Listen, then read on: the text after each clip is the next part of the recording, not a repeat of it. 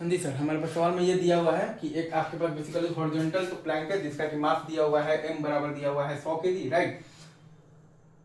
और वो horizontal Planck का लेंथ आपके पास दिया हुआ है l बराबर दिया हुआ है 8 मीटर, ठीक है। और वो हॉरिजॉन्टल प्लैंक रखा हुआ है बेसिकली स्मूथ हॉरिजॉन्टल सरफेस पर जिसका कि म्यू बराबर 0 है, ठीक है। और वो हॉरिजॉन्टल बेसिकली जो प्लैंक है उसके एक एंड पर एक बॉय है of mass m1 is equal to 30 kg, और वो हॉरिजॉन्टल प्लैंक के दूसरे एंड पर एक और बॉय है of mass m2 is equal to 20 kg, ठीक है। तो हमें ये बताना है कि find the displacement of the plank when the two boys interchange their positions, right.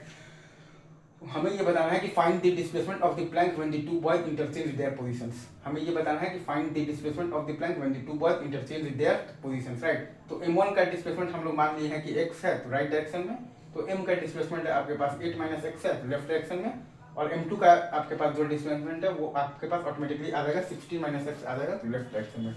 हमने माना है कि m1 का डिस्प्लेसमेंट है आपके पास x है बेसिकली तो राइट डायरेक्शन में, तो m का डिस्प्लेसमेंट आपके पास बेसिकली ऑटोमेटिकली आ जाएगा 8 - x आ जाएगा लेफ्ट डायरेक्शन में, और m2 का भी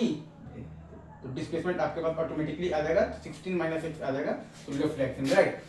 तो अगर आप ये पूरे सिस्टम को x डायरेक्शन में देखिएगा तो आपके पास F नेट एक्सटर्नल बराबर 0 है, तो आपके पास ACM बराबर 0 है, तो आपके पास VCM बराबर कांस्टेंट है, और आपके पास VCM इनिशियल बराबर 0 है, मतलब कि VCM बराबर आपके पास 0 कांस्टेंट है, मतलब कि XCM बराबर आपके पास कांस्टेंट है, मतलब कि डेल्टा XCM बराबर आपके पास 0 है, मतलब कि m1 डेल्टा x1 और प्लस m2 डेल्टा x2 बराबर आपके पास 0, राइट। अगर मैं फिर से बोल रहा हूँ, अगर आप ये पूरे सिस्टम को x डायरेक्शन में अगर आप मतलब देखिएगा तो आपके पास F नेट एक्सटर्नल बराबर 0 है, मतलब कि ACM बराबर 0 है, मतलब कि VCM बराबर कांस्टेंट है, और आपके पास चूंकि VCM इनिशियल बराबर 0 है, मतलब कि VCM बराबर आपके पास 0 कांस्टेंट है, मतलब कि XCM बराबर आपके पास कांस्टेंट है, मतलब कि डेल्टा XCM बराबर आपके पास 0 है, मतलब कि m1 delta x1 plus m2 delta x2 बराबर आपके पास 0 है। तो वही कॉन्सेप्ट हम लोग यहाँ पर लगाएंगे, तो हमारे पास क्या आ जाएगा 30x - 100 × 8 - x और -20 × 16 - x बराबर 0, तो x का वैल्यू हमारे पास आ गया है 112/15। अगेन मैं फिर से बोल रहा हूँ, हमारे पास क्या आ गया है, तो 30x - 100 × 8 - x और -20 × 16 - x बराबर 0 है,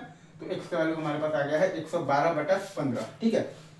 तो m1 का डिस्प्लेसमेंट है हमारे पास 112/15 है राइट डायरेक्शन में, तो m का डिस्प्लेसमेंट हमारे पास आ जाएगा 8/15 आ जाएगा लेफ्ट मतलब लेफ्ट डायरेक्शन में, और m2 का डिस्प्लेसमेंट हमारे पास आ जाएगा 128/15 आ जाएगा लेफ्ट डायरेक्शन में। अगेन मैं फिर से बोल रहा हूँ, हमारे पास m1 का डिस्प्लेसमेंट है 112/15 है राइट डायरेक्शन में, तो m का डिस्प्लेसमेंट हमारे पास आ जाएगा 8/15 आ जाएगा लेफ्ट डायरेक्शन में, और m2 का भी डिस्प्लेसमेंट हमारे पास आ जाएगा 128/15 आ जाएगा लेफ्ट डायरेक्शन में, राइट।